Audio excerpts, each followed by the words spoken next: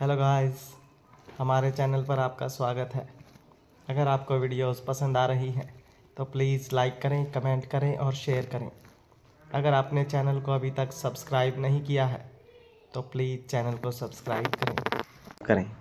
Lunch meeting में आहान ने थोड़ी ज़्यादा ड्रिंक कर ली थी, इसलिए मयूरी ने उसे संभाल कर कार में बैठाया। उसने आहान को देखकर प्यार से कहा, मैंने आपसे कहा था ना मिस्टर आयजादा, आपको ज़्यादा ड्रिंक नहीं करनी चाहिए, पर आपने मेरी बात ही नहीं सुनी और अब देखिए कैसी हालत हो गई है आपकी। ठीक है, कोई बात नहीं, आप आराम से बैठिए, आज कार मैं ड्राइव कर लेती हूँ। पर तभी आहान ने उससे कहा, मेरी किस। अगले ही पल उसने मयूरी को अपने करीब खींचा और उसके होठों पर किस कर दी। ये देख मयूरी हैरान हो गई। उसने अपने मन में बड़बड़ाते हुए कहा, ये वायडो नशे में भी अपनी डील नहीं भूलता। हे कान्हा जी, अगर ये ऐसे ही हरकतें करता रहा तो मैं भी खुद को रोक नहीं पाऊंगी।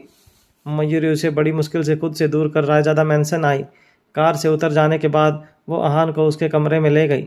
आहान को कुछ ज़्यादा ही नशा चढ़ गया था, इसलिए जब मयूरी उसे उसके रूम में छोड़ने आई तो उसने फिर से उसे किस कर लिया। अगले ही पल मयूरी घबराकर जल्दी से अपने रूम में चली गई और कुछ देर बाद सो गई। अगले दिन जब मयूरी ऑफिस पहुंची तो उसने देखा कि बाबू भाई और वर्धन कुछ डिस्कशन करते हुए ऑफिस की तरफ आ रहे थे। मयूरी ने उन दोनों की तरफ देखते हुए कहा, गुड मॉर्निंग बाबू भाई। Good morning Vardhan sir. Good morning Mayuri. उन दोनों ने भी उसे स्माइल करते हुए विश किया और अपने कैबिन की तरफ चले गए। मयूरी भी अपने कैबिन में आ गई। अब तक वो रायचंद ग्रुप्स ऑफ इंडस्ट्रीज़ के सूरत के मार्केट पर कब्जा करने के मंसूबों पर कई बार पानी फेरने में कामयाब हो चुकी थी और अब तो वो इस काम में काफ़ी होशियार भी हो चुकी थी। मयूरी ने वैशाली से सारी रिपोर्ट सुनने के बाद कॉफ़ी का एक सिप लिया और फिर अपनी कमर दबाने लगी। कल आहान को नशे में घर वापस लाने के चक्कर में उसकी कमर में दर्द हो गया था। उसने अपने मुंह से तो कुछ नहीं कहा, पर वो मन ही मन आहान को कोस रही थी।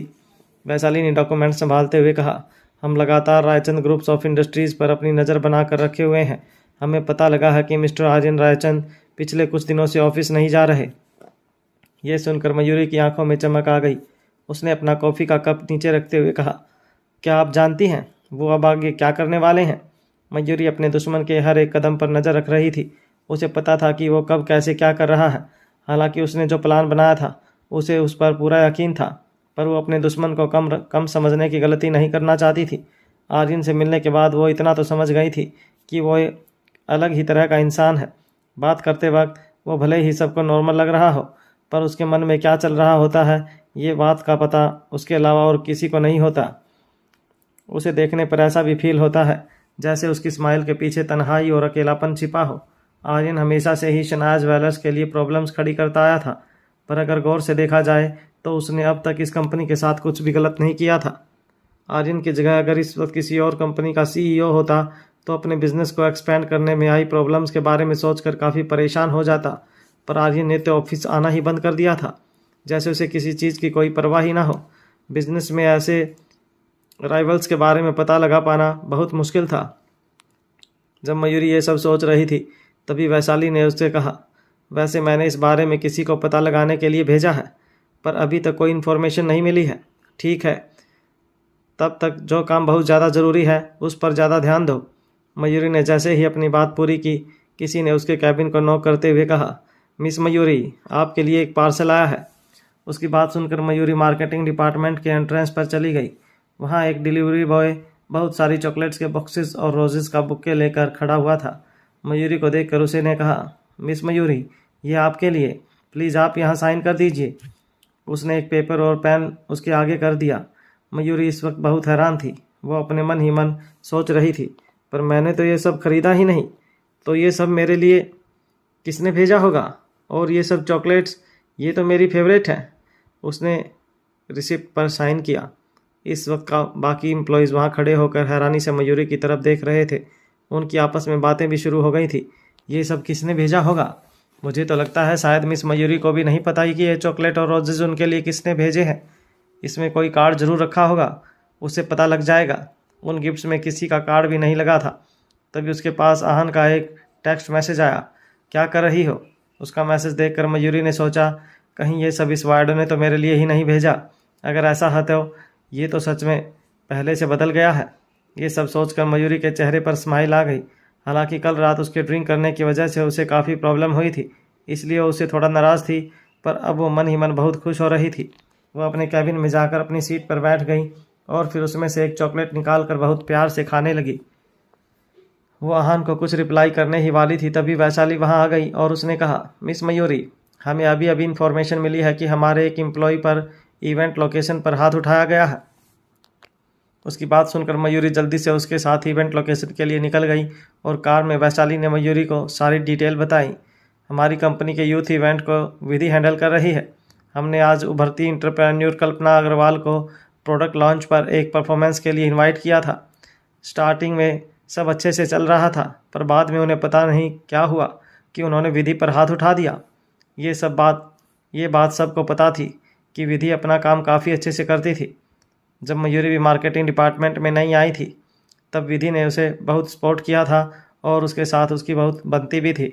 वैशाली से ये सब सुनकर मयूरी अपने मन ही मन सोचने लगी, पर विधि जैसी अच्छी एम्प्लॉय कैसे किसी को नाराज़ कर सकती है। फिर उसने कल्पना अग्रवाल की फाइल देखी और वैशाली को कार थोड़ा तेज़ चलाने को कहा। जल्द ही वो दोनों इवेंट लोकेशन पर पहुंच गए थे। इवेंट एक 5 स्टार होटल के ग्राउंड फ्लोर पर ऑर्गेनाइज किया गया था। इवेंट स्टार्ट होने ही वाला था। इस वक्त वहाँ काफ़ी भीड़ थी। काफ़ी रिपोर्टर्स भी आए हुए थे।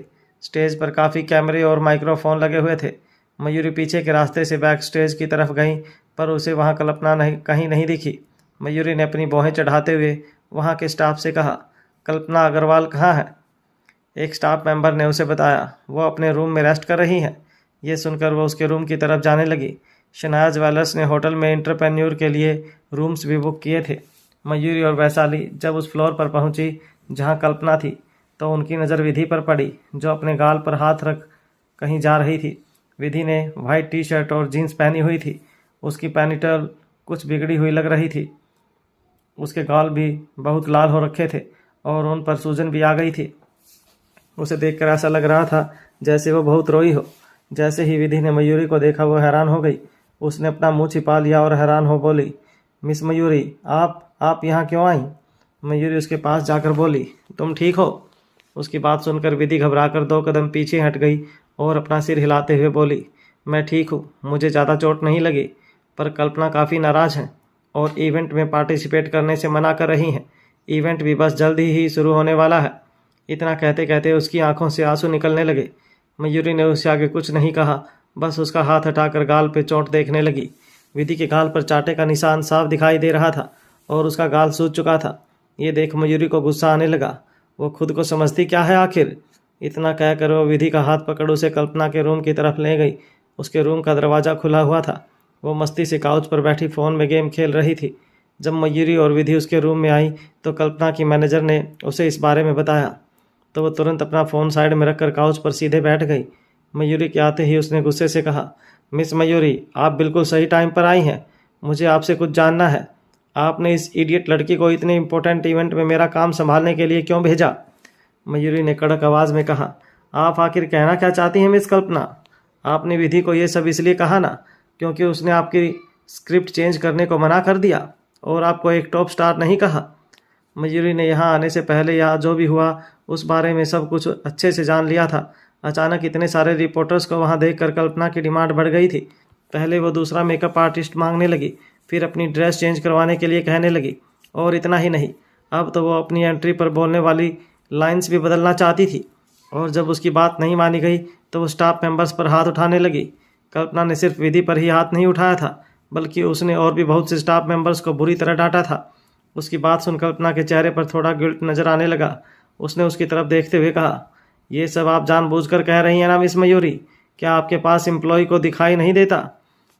उसने मेरे ऊपर जानबूझकर पानी गिरा दिया। क्या मैं इन सब के बावजूद ये सब चुपचाप सहती रहूं? विधि इस वक्त कुछ कहना चाहती थी, पर वैशाली ने उसे वहीं रोक दिया। उन्होंने पहले ही इस बारे में दूसरे स्टाफ मेंबर से पूछ लिया था। कल्पना विधि पर गुस्सा निकालना चाहती थी, इसलिए वो जानबूझकर विधि से टकरा गई और उसके हाथ में जो पानी का गिलास था वो कल्पना पर गिर गया। कल्पना जैसी इंसान कभी भी अपनी गलती नहीं मानने वाली थी, बल्कि वो तो दूसरों पर ही ब्लेम डाल रही थी कि वो एक दूसरे को बचाने की कोशिश कर रहे हैं। पर क्योंकि इवेंट स्टार्ट होने ही वाला था, इसलिए सबसे ज़रूरी इस वक्त ये था कि कल्पना को कैसे इन सब के लिए मनाया जाए। तभी मयूरी ने हर शब्द पर जोर देते हुए कहा, मिस कल्पना, आप पहले ही काफ़ी गुस्सा कर चुकी हैं और मेरा स्टाफ आपसे माफ़ी भी मांग चुका है। अब आप क्या चाहती हैं? इस वक्त मयूरी को कल्पना पर मन ही मन बहुत गुस्सा आ रहा था। उसने अपने हाथों की मुट्ठियां कस रखी थी। आज का ये इवेंट मिस्टर सिंघानिया के साथ होने वाले कोलैबोरेशन के लिए रखा गया था, क्योंकि कल क्लाइंट मीटिंग में मयूरी ने उनके साथ ड्रिंक करने से मना कर दिया था। इसलिए उन्हें यही लग रहा था कि उन्हें सीरियसली नहीं लिया जा रहा है, और अगर आज के इवेंट में भी कोई गलती हो जाती है तो मिस्टर सिंघानिया को एक और मिसअंडरस्टैंडिंग हो जाती। उन्हें यही लगता कि मयूरी जानबूझकर उनके इवेंट में ऐसा कर रही है। ये शनाया ज्वेलर्स को भी इफेक्ट कर सकता था। रायचंद ग्रुप्स ऑफ इंडस्ट्रीज़ के सूरत में आने के बाद ये उनका पहला पब्लिक इवेंट था। अगर आज कुछ भी गड़बड़ होती तो उनकी काफ़ी इंसल्ट हो जाती। मयूरी ने अपने मन में सोचा, मयूरी थोड़ा समझदारी से काम ले, तुझे इससे आज का हिसाब बराबर करने के लिए थोड़ा सब्र करना होगा। सो कूल डाउन, कल्पना ने कहा।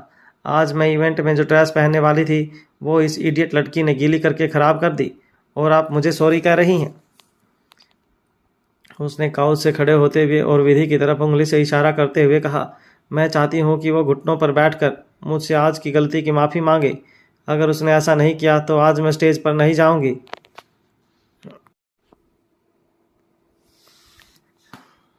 उसकी बात सुन मयूरी ने कहा, सपने देखो मिस कल्पना, हकीकत में ऐसा कभी नहीं होगा। मयूरी अब तक कल्पना को सिर्फ इवेंट की वजह से बर्दाश्त कर रही थी, पर वो अपने एम्प्लॉयज़ की इस तरह इंसल्ट होते हुए नहीं देख सकती थी। उसने कहा, मिस कल्पना, आई होप आप अभी जो कुछ भी कह रही हैं वो बहुत सोच समझ कर कह रही होंगी। आपने इस इवेंट को अटेंड करने के लिए हमारे साथ एक कॉन्ट्रैक्ट साइन किया है। अगर आप स्टेज पर परफॉर्मेंस के लिए नहीं जाती हैं तो हमारे नुकसान की भरपाई के लिए आपको हमें काफ़ी बड़ी अमाउंट पे करनी पड़ेगी। आई थिंक आपको इस बारे में एक बार फिर से सोच लेना चाहिए। कल्पना ने जैसे ही पेनल्टी देने की बात सुनी, उसने मयूरी पर चिल्लाते हुए कहा, क्या आप मुझे डरा रही हैं मिस मयूरी? आखिर आप होती कौन है मुझसे ऐसे बात करने वाली? उसने आगे कहा, वैसे मैं आप लोगों को बता दूं, मेरे करोड़ों फैंस हैं। अगर उनके सामने वो फ़ोटोज़ आ गई जिसमें मुझ पर पानी गिराया गया है तो मेरे फैंस चुप तो बिल्कुल नहीं रहेंगे। और वही जब आपके बारे में इन्वेस्टर्स को पता लगेगा तो वो आपकी कंपनी में इन्वेस्ट करने के लिए भी नहीं मानेंगे। उसकी बात सुन मयूरी ने बिल्कुल शांत होते हुए कहा, सो व्हाट, वो सब तो बाद की बातें हैं, पर इससे पहले तो आपको कॉन्ट्रैक्ट को ब्रेक करने के लिए पेनल्टी देनी होगी। समझाई छे के रिपीट करूं? तुम्हें तो मैं। इतना कहकर कल्पना मयूरी की तरफ हाथ उठाने लगी, पर वो कुछ कर पाती उससे पहले ही मयूरी ने उसका हाथ पकड़ लिया और उसके चेहरे पर एक ज़ोरदार चांटा जड़ दिया। उसने कहा, ये चांटा विधि की तरफ से। मयूरी का चांटा लगते ही वो सीधा फर्श पर जा गिरी। उसने अपने गाल का एक हाथ से पकड़ा हुआ था। वो उसे शॉक्ड होकर देख रही थी। उसे यहाँ जो कुछ भी हुआ उस पर जरा भी यकीन नहीं हुआ। अगले ही पल उसने गुस्से से चिल्लाते हुए कहा, हाउ डे यू, तुमने मुझे मारा, कल्पना अग्रवाल को। उसके लिए तुम्हें बहुत बड़ी कीमत चुकानी पड़ेगी। मैं आज का ये इवेंट अटेंड नहीं करूँगी। आज के इवेंट के लिए न्यूज़पेपर में ब्लैंक पेज प्रिंट करवाने के लिए तैयार हो जाओ। जैसे ही कल्पना शर्मा ने अपनी बात पूरी की, अगले ही पल वहाँ इवेंट मैनेजर आ गया। उसने कहा, इवेंट बस स्टार्ट होने ही वाला है, अगर हम अभी यहाँ नहीं गए तो बहुत देर हो सकती है। उसकी बात सुन कल्पना के चेहरे पर एक स्माइल आ गई।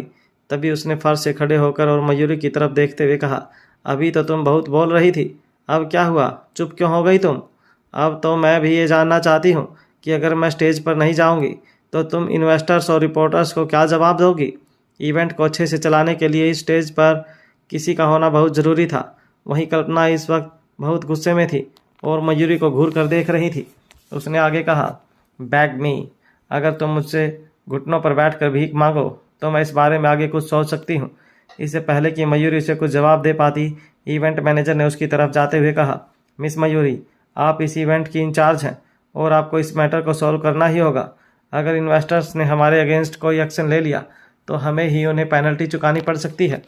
इसलिए आपको मिस कल्पना को किसी भी तरह स्टेज पर लाने के लिए कन्विंस करना होगा। इवेंट मैनेजर की बात सुन कल्पना ने मयूरी की ओर देखते हुए कहा, क्या तुमने सुना अभी अभी इवेंट मैनेजर ने तुम्हें क्या कहा? वो भी चाहते हैं कि तुम मुझसे माफ़ी मांगो। उसने मयूरी को अकड़ के कहा, क्या तुम्हें लगता है कि तुम्हारे पास मेरे अलावा कोई और बेस्ट ऑप्शन हो सकता है? आज मैं तुम्हें इंडस्ट्री के रूल सिखाऊंगी। इतना कहकर कल्पना काउच पर बैठ गई और मयूरी की तरफ देखने लगी। इस वक्त उन लोगों के पास बहुत कम वक्त बचा था। अगर अब ये किसी और सेलिब्रिटी को लाना भी चाहते तो उसमें बहुत वक्त लग जाता। क्योंकि कल्पना अग्रवाल एक सेलिब्रिटी थी तो उन्हें इन्वेस्टर को शांत करने के लिए किसी ऐसे इंसान की ज़रूरत थी जो उससे भी ज़्यादा पॉपुलर हो। पर इतने कम टाइम में ऐसे किसी इंसान को ढूंढना बिल्कुल इम्पॉसिबल था। विधि एज में थोड़ी छोटी थी, पर वो जानती थी कि इस सब का क्या नतीजा हो सकता था।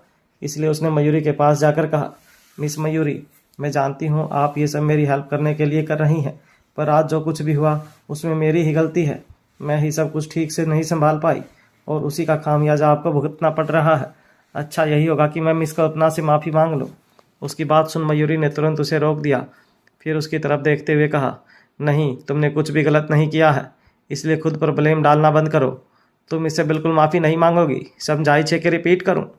उन दोनों की बात सुन कल्पना ने स्माइल करते हुए कहा, लगता है आप लोग आज ये इवेंट करवाना ही नहीं चाहते। ओके देन, मैं स्टेज पर नहीं जा रही। उसकी बात सुन इवेंट मैनेजर के चेहरे के एक्सप्रेशन बदल गए। वो अपने मन में सोचने लगा, इवेंट स्टार्ट होने में बस 5 मिनट बचे हैं।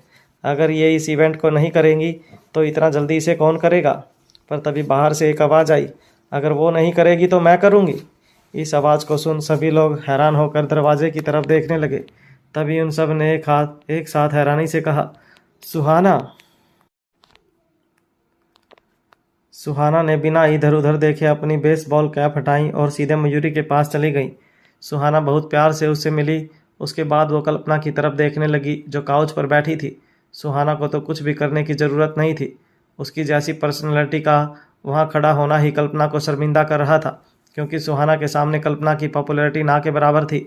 ये बात सभी जानते थे कि सुहाना को किसी भी इवेंट के लिए बुक करना ईजी नहीं होता था, पर वो इस वक्त खुद मयूरी की हेल्प कर रही थी। कल्पना ने अपने मन में सोचा, आखिर सुहाना मयूरी की हेल्प क्यों कर रही है? और जब सुहाना उसकी ओर बढ़ने लगी तो उसने घबराते हुए कहा, आपके कहने का क्या मतलब है? तभी इवेंट मैनेजर जल्दी से आगे आकर बोला, मिस सुहाना, आपने अभी जो कुछ भी कहा क्या वो सच है? क्या आप सच में हमारा इवेंट अटेंड करना चाहती हैं? पर हमारे बजट के हिसाब से परफॉर्मेंस के लिए बहुत कम पे किया जा रहा है। इतना कहते ही वो रुक गया। वहीं जब कल्पना ने यह बात सुनी तो उसने आगे आकर कहा, मिस सुहाना, आप इनकी बातों में मत आइए। आप तो इतनी बड़ी सेलिब्रिटी हैं, आप इतने से पैसे में कैसे काम कर सकती हैं? इससे आपका नाम भी खराब होगा। इतना कहकर कल्पना अपने मन ही मन खुश हो गई। सुहाना ने भी अब तक उसे कोई जवाब नहीं दिया। हालांकि काफ़ी देर इंतजार करने के बाद भी सुहाना ने इवेंट के लिए मना नहीं किया था। कुछ देर बाद सुहाना आगे बढ़कर इवेंट मैनेजर से बोली, मैं आज यहाँ अपना पर्सनल टाइम इन्वेस्ट कर रही हूँ। आप इसे ऐसा भी समझ सकते हैं कि ये सब मैं अपनी मर्जी और खुशी से कर रही हूँ, इसलिए आपको मुझे कुछ भी पे करने की कोई ज़रूरत नहीं है। सुहाना की बात कल्पना के कानों में गूंजने लगी। वो अपने मन में सोचने लगी, सुहाना को किसी इवेंट के लिए एग्री करना कितना मुश्किल होता है, और आज तो वो ये सब बिल्कुल फ्री में कर रही हैं। इससे पहले वो कुछ कह पाती, मयूरी ने उसकी ओर जाकर कहा, मैंने पहले ही अपनी सेक्रेटरी को सब कुछ रिकॉर्ड करने को कह दिया था। अब क्योंकि मिस कल्पना ने परफॉर्म करने को मना कर दिया है, तो हम भी इन्वेस्टर्स को सबूत के तौर पर ये रिकॉर्डिंग सुना सकते हैं। अब आपको बाद में पेनल्टी फ़ी तो देनी ही होगी, इसलिए तब तक आप हमारे लॉयर के लेटर का वेट कीजिए। उसकी बात सुन कल्पना के पांव कांपने लगे और वो ज़मीन पर जा गिरी। वहीं मयूरी ने भी बिना उसकी तरफ दोबारा देखे सुहाना का हाथ पकड़ा और उसे सीधा स्टेज की तरफ ले गई। किसी ने नहीं सोचा था कि यहाँ अचानक सुहाना आ जाएगी।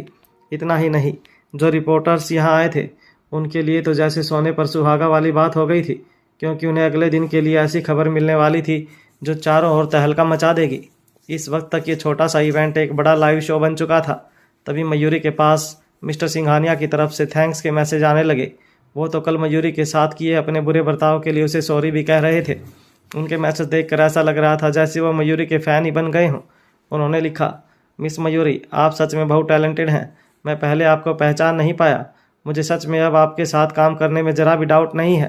मयूरी ने भी उनके मैसेज का रिप्लाई दे दिया और फिर वो सुहाना से मिलने उसकी तरफ चली गई।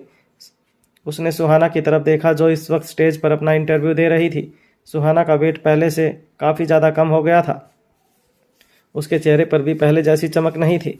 उसने अपने मन में सोचा, सुहाना इतने टाइम से कहाँ थी? सुहाना का इंटरव्यू ख़त्म हो जाने के बाद मयूरी एक कोट लेकर उसकी तरफ गई और उसे पहना दिया। तभी उसने वैशाली को सुहाना के लिए स्पेशल रेड वाइन लाने को कहा। इसके बाद वो सुहाना की ओर देखते हुए कहने लगी, तुम कुछ ठीक नहीं लग रही हो, क्या हुआ? सब ठीक है? अच्छा, मैंने तुम्हारे लिए वाइन मंगवाई है, उसे पीकर तुम्हें अच्छा फील होगा। उसके कहने पर सुहाना ने कुछ नहीं कहा, बस वो मीडिया की नज़रों से बचकर थोड़ा दूर चली गई और चुपचाप रेड वाइन पीने लगी। कुछ देर बाद उसने धीरे से कहा, मयूरी, क्या तुम मेरे साथ ड्रिंक करोगी? ड्रिंक? ड्रिंक का नाम सुनते ही मयूरी की आंखों में चमक आ गई, पर जैसे ही उसे आहान का ख्याल आया वो चमक जल्दी ही फीकी पड़ गई। उसने थोड़ा खास कर कहा, तुम कुछ ठीक नहीं लग रही हो मुझे सुहाना, और हमें मिले हुए भी काफ़ी टाइम हो गया है। चलो हम किसी कैफ़े में बैठकर आराम से बात करेंगे, चलें? इतना कहकर मयूरी उसका हाथ पकड़कर इवेंट की जगह से बाहर चली गई। होटल के मेन एंट्रेंस पर इस वक्त काफ़ी रिपोर्टर्स थे, इसलिए वो पीछे के दरवाजे से बाहर आए थे। बाहर आकर मयूरी जैसे ही टैक्सी को रोकने लगी तभी सुहाना ने उससे कहा, मेरी कार पार्किंग में है। जब वो अपनी कार ले आई तो मयूरी भी उसमें बैठ गई। कार में बैठते ही उसने तुरंत कहा, मैं तुमसे पूछना भूल गई सुहाना, पर तुम यहाँ क्या कर रही हो? मैंने तो सुना था कि तुम। मयूरी ने जानबूझकर अपनी बात पूरी नहीं की ताकि सुहाना खुद उसे सामने से इस बारे में बताए। आहान ने पहले मयूरी को विक्रांत और उसके रिश्ते के बारे में बताया था, पर जब सुहाना को इस बारे में पता लगा तो वो पता नहीं कहाँ गायब हो गई थी। किसी को पता नहीं लग पा रहा था कि सुहाना कहाँ चली गई थी। यहाँ तक कि आहान भी इस बारे में पता नहीं लगा पाया था। आहान उस वक्त मयूरी को बस भरोसा दिलाने की कोशिश कर रहा था कि सुहाना एक बहुत फेमस सेलिब्रिटी है और वो बिल्कुल ठीक है। उस वक्त तो मयूरी ने खुद को शांत कर लिया था, पर उसने कभी नहीं सोचा था कि सुहाना उसे आज इस तरह अचानक से मिल जाएगी। वही सुहाना ने जब मयूरी से अपने बारे में सुना तो उसने स्टीयरिंग व्हील को अपने हाथों से कसकर पकड़ लिया। इस वक्त उसके चेहरे पर एक अजीब सी स्माइल थी और वो ऐसा दिखाने की कोशिश कर रही थी जैसे कुछ हुआ ही नहीं हो। उसने कहा, कुछ दिनों पहले मेरा मूड कुछ ज़्यादा ही ख़राब था, इसलिए मैं कुछ दिनों के लिए घर चली गई थी। मैं जस्ट अभी ही लौटी थी और होटल आई थी। मुझे सच में नहीं पता था कि तुम भी उसी होटल में होगी और मैं इस तरह इत्तेफाक से तुमसे मिल जाऊंगी। उसके कहने के बाद कुछ देर कार में शांति हो गई। मयूरी सुहाना के जख्मों को फिर से हरा नहीं करना चाहती थी। वहीं सुहाना मयूरी को यह दिखाना चाहती थी जैसे सब कुछ ठीक है। जल्दी ही वो लोग कैफ़े पहुंच गए। सुहाना बहुत पॉपुलर थी, इसलिए उसने अपना चेहरा छिपाने के लिए हमेशा के लिए मास्क पहन लिया और सिर पर बेसबॉल कैप पहन ली और फिर वो दोनों अंदर चले गए। वहाँ जाकर मयूरी ने अपने लिए कॉफ़ी और सुहाना के लिए हॉट चॉकलेट ऑर्डर कर दिया। तभी सुहाना ने हंसते हुए कहा, तुमने मुझे वाइन तो पीने नहीं दी, क्या तुम अब मुझे कॉफ़ी भी नहीं पीने दोगी?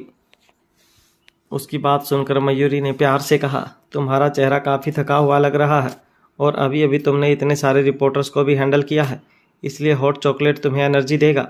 मयूरी उसे उस कहने ही वाली थी कि तभी सुहाना ने उससे कहा, एक्चुअली कहीं ना कहीं मैं ये बात अपने मन में पहले ही जानती थी कि प्यार ज़बरदस्ती नहीं किया जा सकता, पर मुझे ये बात समझ नहीं आती कि जो इंसान आपकी इतनी केयर करता हो वो अचानक आपके बारे में बिल्कुल ही सोचना कैसे बंद कर सकता है।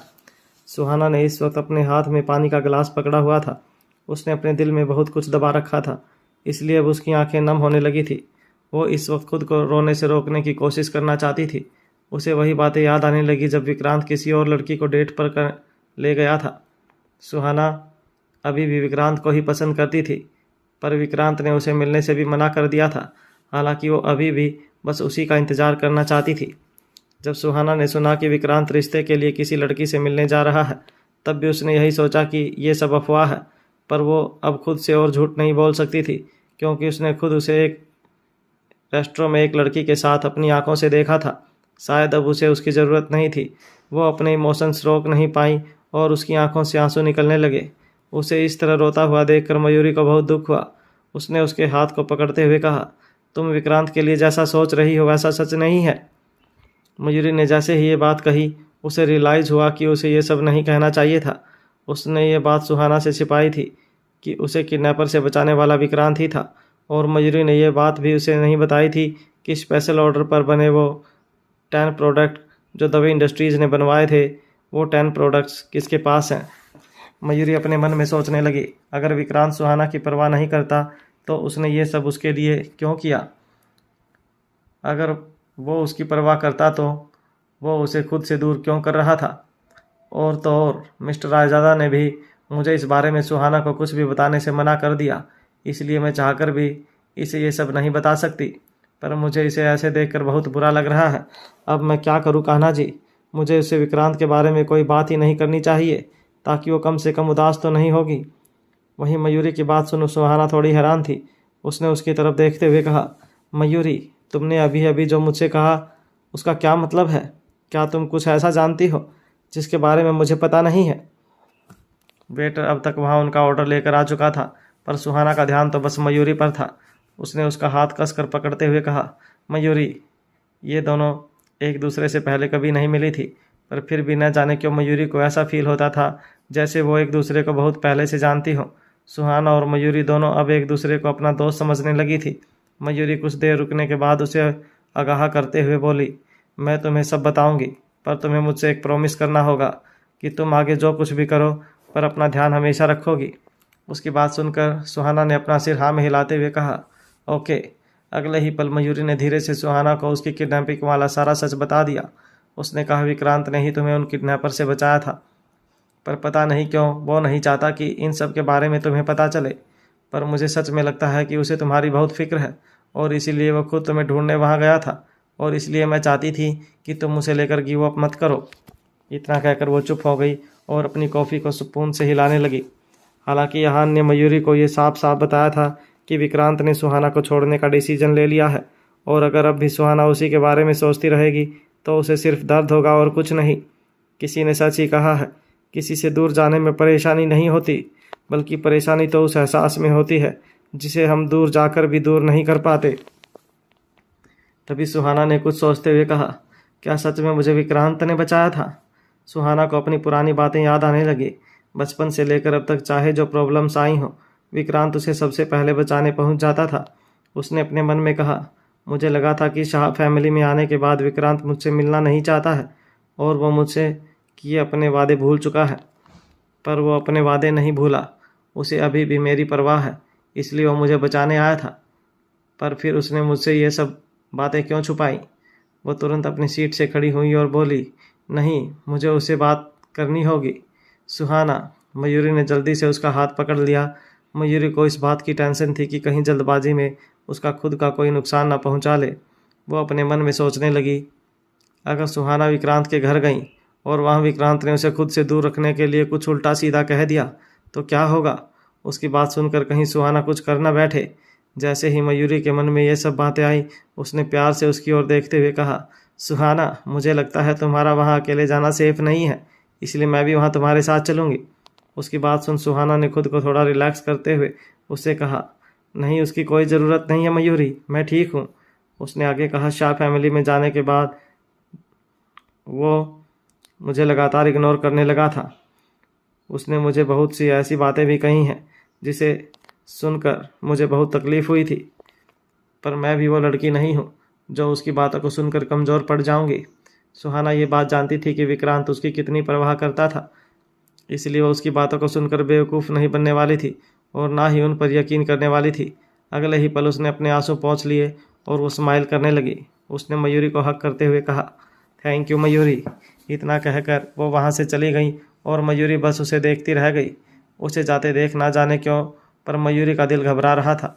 कुछ देर बाद बिल पे करने के बाद वो अपना बैग उठाकर रायजादा मैंसन आ गई।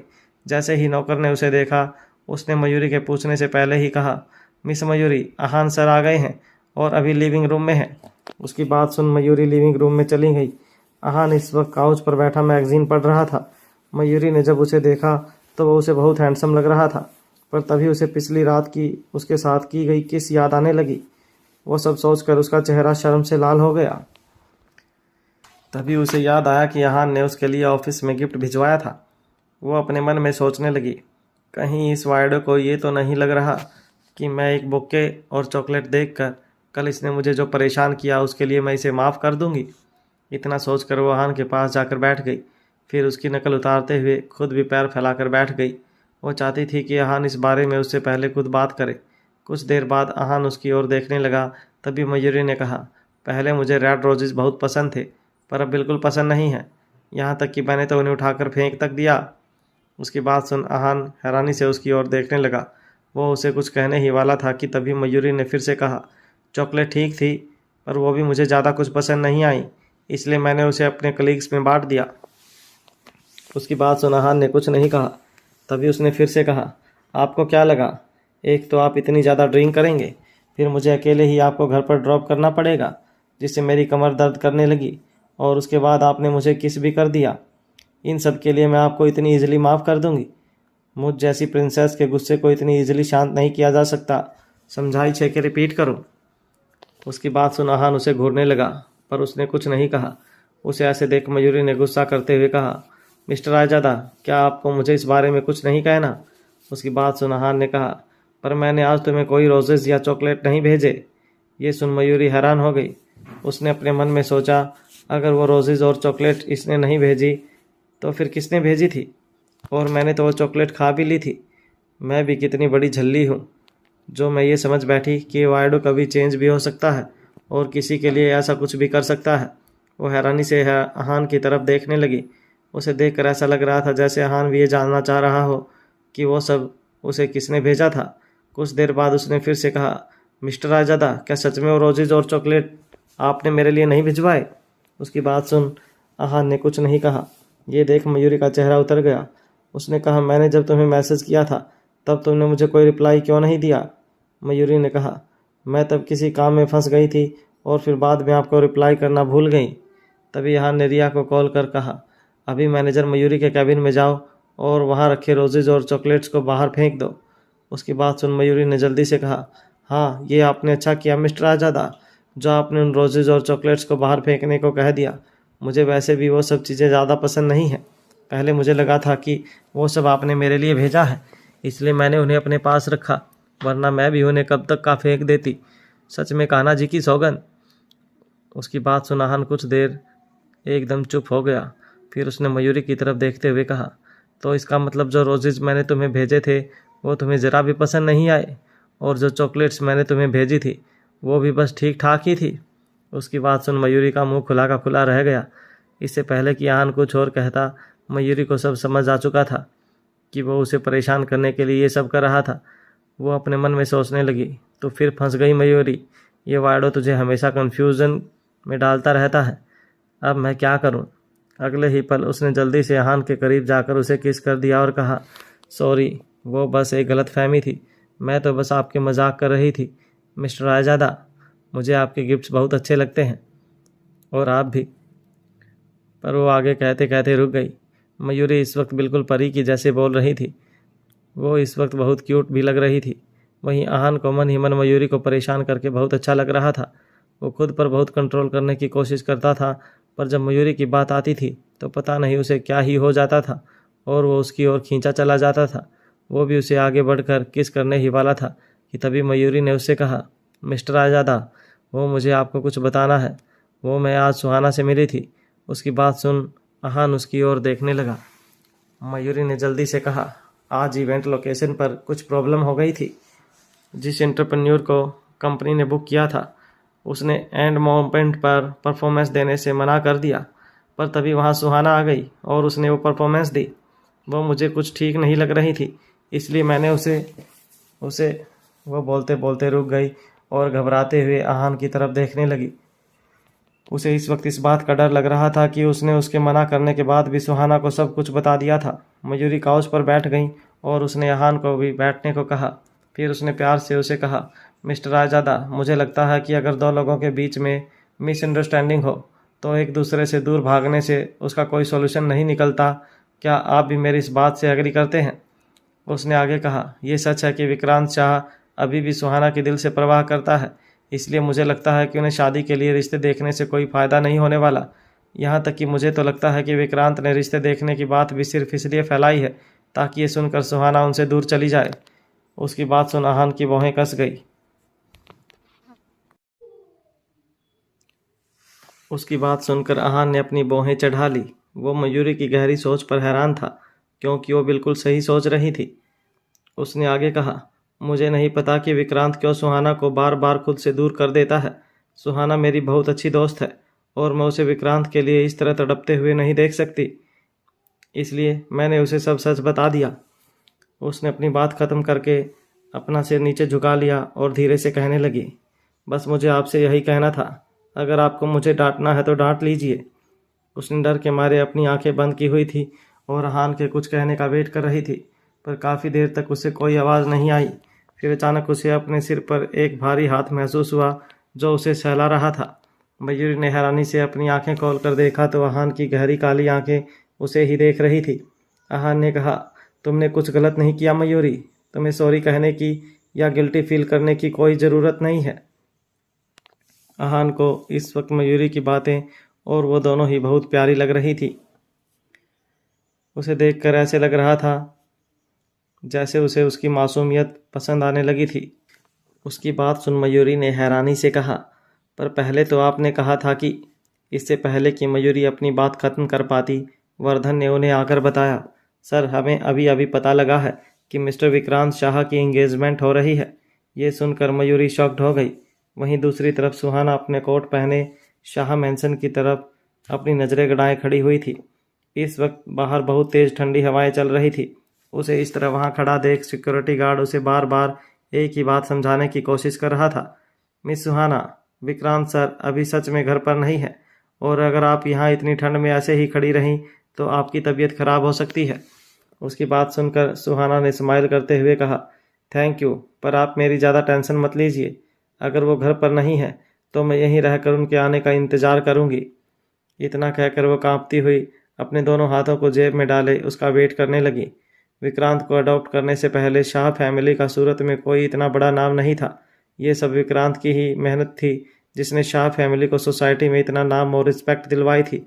सुहाना वहाँ खड़े अपने मन में यही सोच रही थी, मेरा विक्रांत हमेशा से ही इतना इंटेलिजेंट और स्मार्ट है। जब भी हम दोनों एक दूसरे के साथ होते थे तो वो बिना मेरे कुछ कहे मेरे दिल की बात जान लेता था। चाहे वो थोड़ा बोरिंग था, पर मैं हमेशा उसे कुछ न कुछ बोलती रहती थी, और जब वो मेरी बातों पर स्माइल करता था तो मुझे बहुत खुशी मिलती थी।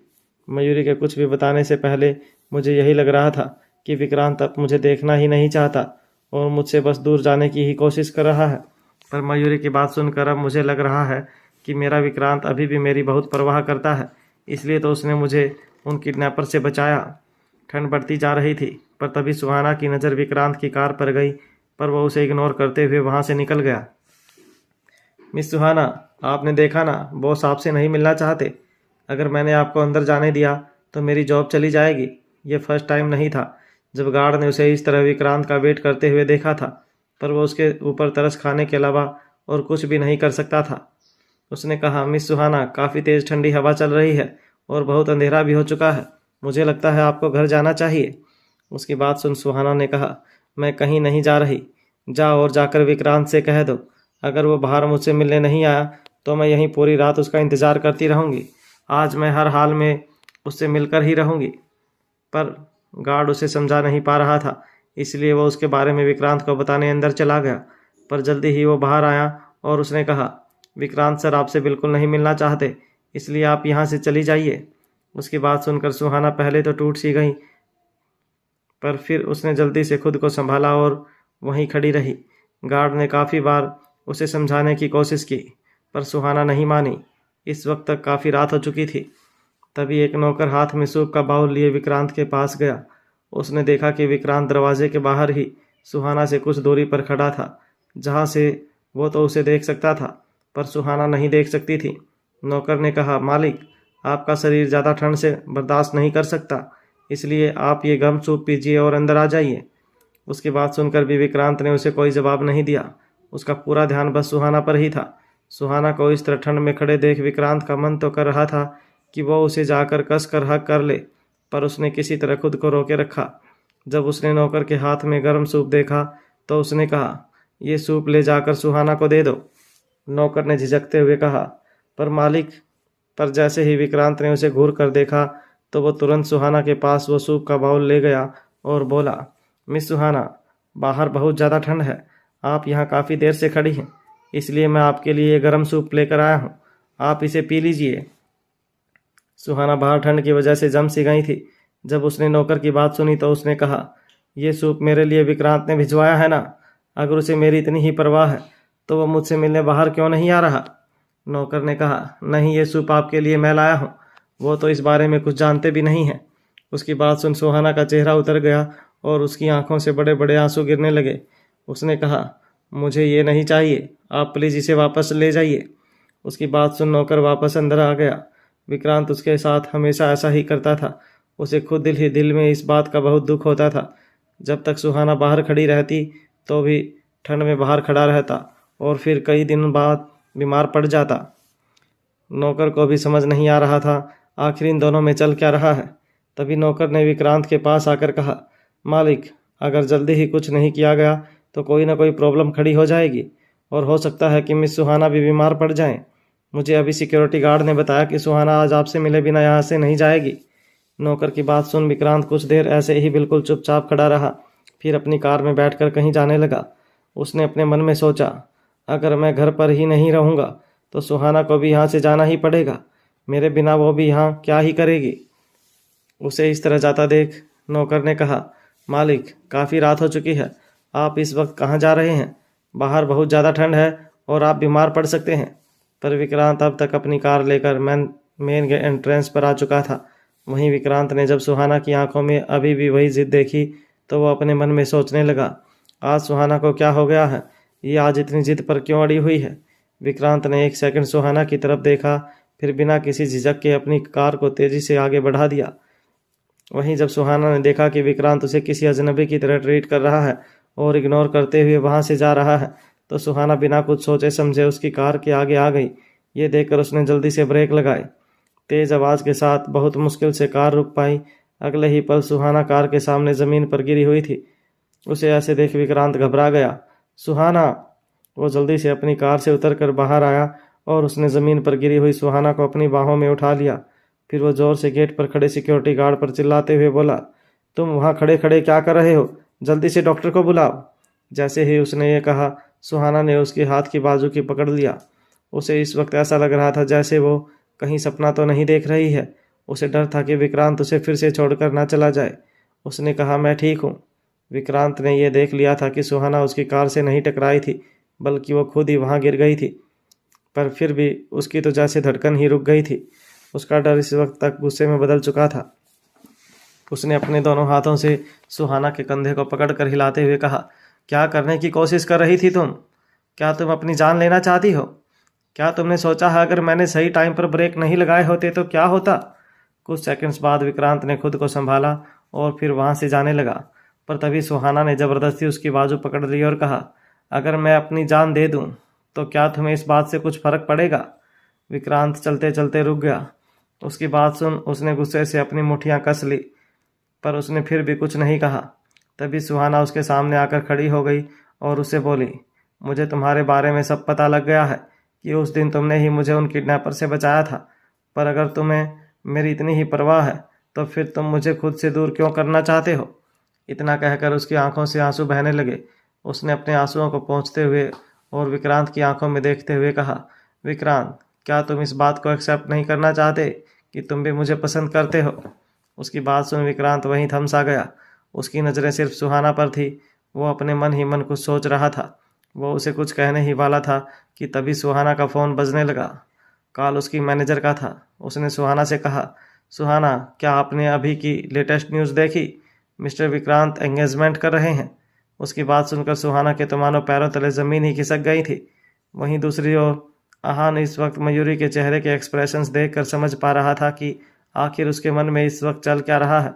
मयूरी ने भी जब वर्धन से विक्रांत की एंगेजमेंट वाली बात सुनी तो वो हैरान हो गई। आहान ने कहा, मयूरी, तुम रिलैक्स करो। तुम क्यों इतना टेंशन ले रही हो? वो उनकी पर्सनल लाइफ है, हम इसमें कुछ नहीं कर सकते। मयूरी से ये बोल उसने वर्धन को वहाँ से जाने का इशारा कर दिया। मयूरी अब भी पैनिक करते हुए बोली, पर मिस्टर रायजादा। आहान ने उसके होठों पर अपनी उंगली रखकर उसे चुप करवाते हुए कहा, बस अब और नहीं, अब सिर्फ मेरी और तुम्हारी बात होगी। इतना कहकर वो धीरे धीरे मयूरी के करीब जाने लगा। मयूरी आंखें फाड़ कर उसे देख रही थी। अगले ही पल मयूरी ने अपना फेस साइड में घुमा लिया। उसके दिमाग में सुहाना की ही बातें घूम रही थी। उसका ये रुख देखकर आहान समझ गया कि वो उसे इन सब बातों से डिस्ट्रैक्ट नहीं कर सकता। उसे इस बारे में मयूरी से बात करनी ही होगी। वहीं दूसरी ओर सुहाना वर्धन की एंगेजमेंट के बारे में जानकर हैरान हो गई थी, पर उसे अभी भी अपनी मैनेजर की बात पर यकीन नहीं हो रहा था। इसलिए उसने इस बात को कंफर्म करने के लिए अपने इंटरनेट पर यह न्यूज़ चेक की। न्यूज़ में भी मेन हेडलाइन से ही आ रही थी, ब्रेकिंग न्यूज़, शाह फैमिली के बेटे विक्रांत शाह जल्दी ही सगाई करने वाले हैं। ये देखकर सुहाना तो जैसे दंग रह गई। उसने अपना फ़ोन ले जाकर विक्रांत के सामने दिखाते हुए कहा, क्या ये सच है? ये देखकर विक्रांत एकदम चुप हो गया। उसकी चुप्पी बात बता रही थी कि ये सब बिल्कुल सच था। सुहाना के हाथ कांपने लगे और उसका फ़ोन ज़मीन पर गिर गया। इस वक्त उसकी आंखों से आंसू बह रहे थे। उसने विक्रांत की ओर देखते हुए कहा, तो फिर मेरा क्या विक्रांत? उन वादों का क्या जो तुमने मुझसे किए थे? तुमने मुझसे वादा किया था कि तुम हमेशा मेरा साथ दोगे और कभी मेरा साथ नहीं छोड़ोगे। विक्रांत कुछ देर उसकी ओर देखता रहा और फिर धीरे से उससे कहा, मैं तुम्हें शुरू से ही कहा था, हम दोनों कभी एक नहीं हो सकते, पर तुमने कभी मेरी बात पर ध्यान ही नहीं दिया। अभी भी तुम्हारे लिए यही बेहतर होगा कि तुम इस बात को जल्द से जल्द समझ जाओ। यही हम दोनों के लिए अच्छा होगा। उसको देखकर ऐसा लग रहा था जैसे वो ये बातें कहना तो नहीं चाहता है, पर फिर भी कह रहा है। अपनी बात कहने के बाद वो बहुत उदास हो गया। अपनी बात खत्म करके वो सुहाना को छोड़कर वहाँ से जाने लगा, पर तभी सुहाना ने उससे कहा, तुम्हें सच में लगता है मैं ऐसी झूठी न्यूज़ सुनकर बेवकूफ़ बन जाऊंगी और उस पर यकीन करने लगूंगी? उसने आगे कहा, तुम यही चाहते हो ना कि मैं यहाँ से चली जाऊँ? ठीक है, मैं वादा करती हूँ कि मैं तुम्हारी बात मान जाऊंगी। बस मेरी एक शर्त है, तुम्हें एक रात के लिए मेरा होना होगा, उसके बाद मैं तुम्हें जाने दूंगी। ये सुनकर विक्रांत हैरान रह गया। वहीं दूसरी तरफ रायजादा मैंसन में मयूरी अब भी इस बात को लेकर बहुत परेशान थी कि विक्रांत शाह एंगेजमेंट कर रहा है। मयूरी के मन में यही सब बातें घूमने लगी। उसने जल्दी से अपना फ़ोन निकाला और न्यूज़ चेक की। जैसे ही उसने इंटरनेट पर फ़ोटोज़ देखी, वो बहुत परेशान हो गई। उसने घबराते हुए कहा, विक्रांत से जिस लड़की की एंगेजमेंट होने वाली है वो सुहाना नहीं, कोई और है। अगर सुहाना विक्रांत से मिली और उसे इस बारे में पता लगा तो उसे बहुत दुख होगा। कहीं ये सब सुनकर वो कुछ गलत ना कर बैठे। इतना कहकर वो जल्दी से अपना बैग उठाकर वहाँ से जाने लगी, पर तभी उसे आहान ने वापस खींच लिया और उसकी तरफ देखते हुए कहा, मयूरी रिलैक्स। मयूरी ने परेशान होते हुए कहा, आप पहले मुझे छोड़िए और मुझे जाने दीजिए। आपको नहीं पता, जब सुहाना को ये पता लगा था कि विक्रांत किसी लड़की से रिश्ते की बात कर रहा है तो उसकी क्या हालत हो गई थी। और अब अगर उसे इसकी एंगेजमेंट के बारे में पता लगेगा तो पता नहीं वो क्या कर बैठेगी। मुझे अभी उसके पास जाना होगा। मयूरी इस वक्त कैसे भी करके हान से अपने हाथ छुड़वाना चाहती थी, पर हान ने उसे रिलैक्स करते हुए उसे अपने गले से लगा लिया। मयूरी इस वक्त उसे खुद से दूर करना चाहती थी, पर तभी हान ने उसे कहा, वो खबर झूठी है। उसकी बात सुनकर मयूरी ने हैरानी से अपनी आंखें उठाकर उसकी ओर देखा। वो उसकी बाहों से निकलकर बाहर आ गई और अपने मन में सोचने लगी, पर ऐसे कैसे हो सकता है? विक्रांत के एंगेजमेंट की न्यूज़ अब तो मीडिया में भी फैल चुकी है। वहीं कहीं मिस्टर रायजादा मुझे रिलैक्स करने के लिए तो ये सब नहीं कह रहे। मयूरी के मन में इस वक्त क्या चल रहा है, ये बात आहान अच्छे से समझ पा रहा था। इसलिए उसने मयूरी को समझाते हुए कहा, विक्रांत सुहाना के गुस्से के बारे में तुमसे ज़्यादा जानता है। अगर बहुत ज़्यादा ज़रूरी नहीं होता तो वह सुहाना को खुद से दूर करने का ये तरीका कभी नहीं अपनाता। फिर उसने मयूरी को रिलैक्स करते हुए काउच पर बैठाया। तभी मयूरी ने उससे कहा, पर ऐसी भी क्या ज़रूरत आ गई विक्रांत को कि उसे सुहाना के साथ ये सब करना पड़ा। उसकी बात सुनकर आहान ने मयूरी के हाथों से उसका फ़ोन ले लिया और फिर उसमें विक्रांत के एंगेजमेंट की न्यूज़ देखने लगा। फिर उसने कहा, शाह फैमिली कोई ऑर्डिनरी फैमिली नहीं है। अगर शाह कॉरपोरेशन के सीईओ मिस्टर विक्रांत को अपनी एंगेजमेंट की न्यूज़ अनाउंस करनी होती तो वो इतनी मामूली सी मैगज़ीन को इस काम के लिए क्यों चुनता? इस मैगज़ीन को तो कोई पढ़ता भी नहीं है शायद। इतना कहकर उसने रिया को कॉल करके कहा, अभी किसी को भेजकर इस बारे में पता लगाओ कि ये खबर किसने भेजी है और इस लड़की के बारे में भी पता लगाओ जिससे विक्रांत अपने रिश्ते की बात करने आया था। उसकी बात सुनकर मयूरी को भी कुछ कुछ बातें अब समझ आने लगी थी। उसने आहान के हाथों से फ़ोन लिया और फिर से वो न्यूज़ पढ़ने लगी। अगर ये इतनी सीरियस बात नहीं होती तो शायद ही इस बात पर किसी का ध्यान जाता कि ये खबर किस में छपी थी।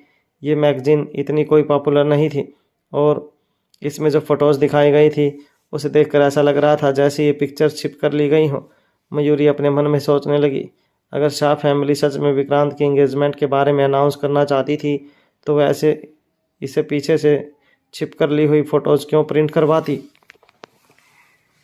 तभी मयूरी ने आहान के करीब जाकर उसे हक किया और कुछ सोचते हुए कहा, जब ये सब देखकर हम लोगों को ही मिसअंडरस्टैंडिंग हो सकती है तो सुहाना तो पक्का नहीं ये सब कैसे बर्दाश्त करेगी। मयूरी अपने मन में सोचने लगी, अगर सुहाना को इस बारे में पता लगने पर विक्रांत ने उसे सच बता दिया तब वो ठीक है, पर अगर उसने सच सच बताने की जगह यही कह दिया कि उसकी एंगेजमेंट वाली बात सच ही है, तब सुहाना कैसे रिएक्ट करेगी। हे कान्हा जी, प्लीज़ मेरी दोस्त का ध्यान रखा जी। पर तब तक मैं एक बार उससे बात करके देख लेती हूँ। आई होप वो ठीक हो। इतना कहकर उसने सुहाना को कॉल लगा दिया। जब आहान ने मयूरी को सुहाना के लिए इतना परेशान देखा तो उसने भी उसे नहीं रोका। कुछ देर फ़ोन रिंग होने के बाद सुहाना ने उसका कॉल उठा लिया। अगले ही पल मयूरी ने कहा, सुहाना तुम अभी कहाँ हो? मैं अभी तुम्हारे पास आती हूँ। उसकी बात सुनकर सुहाना ने कहा, तुम्हें यहाँ आने की ज़रूरत नहीं है मयूरी, मैं अभी ठीक हूँ और विक्रांत के साथ ही हूँ, मैं तुमसे बाद में बात करती हूँ। इतना कहकर उसने फ़ोन कट कर दिया। वहीं मयूरी अपने मन में बड़बड़ाने लगी, क्या सुहाना विक्रांत से मिल चुकी है और दोनों साथ में हैं? क्या वह दोनों एक साथ में रहने के लिए मान गए हैं? तो फिर विक्रांत की एंगेजमेंट न्यूज़ का क्या? इस वक्त आहान बहुत शांत लग रहा था। वो अपने मन में यही सोच रहा था, ये लड़की कितनी ज़्यादा झल्ली है, जब देखो तब दूसरों की फिक्र करती रहती है, पर जो भी है दिल की बहुत साफ है। वहीं दूसरी तरफ सुहाना ने बात करने के बाद अपना फ़ोन अपनी पॉकेट में रख लिया और फिर विक्रांत की तरफ देखने लगी। विक्रांत की नज़र भी इस वक्त सुहाना पर ही थी। सुहाना ने उसे जो मांगा था उसे सुनकर वो तो सुन ही रह गया था। वो उसकी ओर ऐसे देख रहा था जैसे वो उसके अंदर झांक कर देखना चाहता हो कि आखिर उसके दिल में चल क्या रहा है। कुछ देर बाद जब विक्रांत को यह रियलाइज़ हुआ कि सुहाना उसे कोई मजाक नहीं कर रही, बल्कि उसने जो कुछ कहा है सोच समझ कर कहा है, तो ये सोचकर उसकी आंखों में गुस्सा तैरने लगा। उसने कहा, हो गया तुम्हारा? तुम ऐसा कह भी कैसे सकती हो सुहाना? उसकी बात सुनकर सुहाना ने उसे अजीब तरीके से कहा, कोई बात नहीं, अगर तुम इसके लिए रेडी नहीं हो तो मैं किसी और को ढूंढ लूँगी। इतना कहकर वो वहाँ से जाने लगी, पर तभी विक्रांत ने उसके पास जाकर और उसका हाथ पकड़ते हुए कहा, वाट, तुमने अभी भी क्या कहा? किसी और को ढूंढ लूँगी? तुम्हारे कहने का मतलब क्या है? आखिर तुम क्या करने की कोशिश कर रही हो? विक्रांत की बात सुनकर सुहाना ने कहा, तुम यही तो चाहते हो ना कि मैं तुम्हें परेशान ना करूं, तो मैं अब कुछ भी करूं, तुम्हें इससे क्या फ़र्क पड़ता है? इतना कहकर उसने विक्रांत का हाथ अपने हाथों से हटाया और बड़े बड़े कदम रखती हुई वहां से चली गई। विक्रांत के दिमाग में इस वक्त सुहाना के कहे शब्द ही गूंज रहे थे। अगले ही पल जब उसे होश आया तो वो भी अपनी कार में बैठकर उसके पीछे पीछे चला गया। वो इस वक्त काफ़ी परेशान दिख रहा था। काफ़ी दूर चलकर विक्रांत ने सुहाना की कार एक बार के सामने खड़ी देखी। ये देख उसने बिना कुछ समझे अपनी कार वहां पार्क की और खुद भी अंदर चला गया। वो जैसे ही बार के अंदर गया, वहां मौजूद लोग विक्रांत जैसी पर्सनैलिटी को देखकर हैरान हो गए, पर उसे इस तरह के छोटे लेवल के बार में जाने में कोई शर्म नहीं आ रही थी, क्योंकि वो जिसके लिए यहाँ आया था वो उसके लिए सबसे ज़्यादा ज़रूरी था। वो जैसे ही अंदर पहुँचा, कुछ सुंदर लड़कियों ने उसे आकर घेर लिया। तभी उसमें से एक लड़की उसे अजीब तरीके से कहने लगी, sir are you alone here? मेरे साथ ड्रिंक करना चाहेंगे? इतना कहकर वह विक्रांत की तरफ अपना हाथ बढ़ाने ही वाली थी, पर तभी विक्रांत ने उसका हाथ झटक कर कहा, स्टे अवे। उसकी बात सुनकर वो लड़की ऑकवर्ड होती हुई जल्दी से वहाँ से चली गई। विक्रांत को इस वक्त किसी बात की भी परवाह नहीं थी। उसकी नज़रें बस सुहाना को ही ढूंढ रही थी। सुहाना ने आज तक उसकी हर एक बात मानी थी। वो बहुत ज़िद्दी थी, इसलिए वो अपनी ज़िद को पूरा करने के लिए कुछ भी कर सकती थी। उसने अपने मन में सोचा, अगर मैंने जल्द ही सुहाना को नहीं ढूंढा तो हो सकता है कि वो गुस्से में आकर कुछ ऐसा कर दे जिसके लिए उसे पूरी ज़िंदगी पछताना पड़े। विक्रांत ने उसे हर जगह देखा पर वो कहीं नहीं मिली। पर जैसे ही वो प्राइवेट रूम में गया, उसने देखा एक पिलर के पास सुहाना बार काउंटर के सामने बैठी थी। उसे ठीक देखकर उसने चैन की सांस ली, पर वो उसकी तरफ आगे नहीं बढ़ा और उसे वहीं खड़े रहकर देखता रहा। अगले ही पल उसने देखा कि सुहाना रेड वाइन पीने ही वाली थी, पर तभी उसने जहां जाकर उसे रोक दिया। उसने बिना कुछ सोचे समझे उसके हाथ से वाइन का गिलास ले लिया और एक ही सांस में उसे पी गया। फिर उसने गिलास को काउंटर पर रखकर सुहाना का हाथ पकड़ते हुए कहा, मेरे साथ वापस चलो। उसकी बात सुन सुहाना ने उससे कहा, आखिर तुम मुझे ये सब कहने वाले होते कौन हो और मैं तुम्हारी बात क्यों मानूं? फिर वो वहाँ से बाहर निकल गई। बाहर इस वक्त बहुत तेज़ ठंडी हवा चल रही थी। वो अपने कपड़े को थोड़ा कस कर पकड़ने लगी, पर तभी विक्रांत ने उसे अपना कोट ओढ़ा दिया, लेकिन सुहाना ने गुस्से में आकर उसका कोट उसे वापस पकड़ा दिया। ये देख विक्रांत को मन ही मन दुख हुआ। कुछ देर बाद उसने विक्रांत की तरफ देखते हुए कहा, तुम मेरी टेंशन मत लो, मैं खुद को कभी इतना नीचे नहीं गिराऊंगी। तुम जा सकते हो, मैं भी बस यहाँ से अब निकल ही रही हूँ। वहीं दूसरी ओर रायजादा मैंसन में मयूरी अब भी सुहाना को लेकर परेशान हो रही थी। वो जब अपने रूम में आई तो आहान भी उसके पीछे पीछे आ गया। मयूरी खिड़की के पास खड़ी ऊपर आसमान की तरफ देख रही थी। चांद की रोशनी उसके चेहरे पर गिर रही थी, जिसमें और भी ज़्यादा खूबसूरत लग रही थी। आहान दरवाजे पर खड़ा उसे निहार रहा था। उसकी नज़रें तो जैसे उस पर ही हट ही नहीं रही थी। जब मयूरी ने मुड़कर देखा और उसकी नज़रों को अपनी तरफ ऐसे देखा तो उसे शर्म आ गई। उसके गाल लाल हो गए। उसने शर्माते हुए उससे कहा, आप मुझे ऐसे क्यों देख रहे हैं? आहान ने थोड़ा रोमांटिक होते हुए कहा, क्यों नहीं देख सकता? वैसे तुम इतना शर्मा क्यों रही हो? अभी तो मैंने कुछ किया भी नहीं। ये सुन मयूरी ने शर्मा कर नज़रें नीचे झुका ली। अपनी बात बोलकर आहान धीरे धीरे उसकी ओर बढ़ने लगा। मयूरी उसे अपने करीब आता देख अपनी जगह से हटकर बेड की तरफ आ गई। उसने कहा, आहान, मैं आपसे कह रही हूँ, आप मेरे साथ ऐसा नहीं कर सकते। मेरे मेरे मेरे करीब मत आइए। आहान ने उसे कहा, अच्छा तो तुम मुझे चैलेंज कर रही हो? मयूरी ने कहा, हाँ तो मैं कोई ऐसी वैसी लड़की नहीं हूँ।